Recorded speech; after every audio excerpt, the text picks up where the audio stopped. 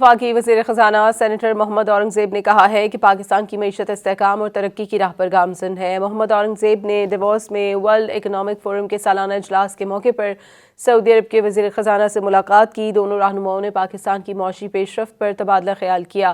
وفاقی وزیر خزانہ نے مملکت سعودی عرب اور اس کی قیادت کا پاکستان کے لیے مسلسل بھرپور تعاون پر شکریہ ادا کیا۔ وفاقی وزیر خزانہ سینیٹر محمد اورنگزیب نے کہا ہے کہ پاکستان کی معیشت استحکام اور ترقی کی راہ پر گامزن ہے۔ محمد اورنگزیب نے دیووس میں ورلڈ اکنامک فورم کے سالانہ اجلاس کے موقع پر سعودی عرب کے وزیر خزانہ سے ملاقات کی۔ دونوں رہنماؤں نے پاکستان کی معاشی پیش رفت پر تبادلہ خیال کیا۔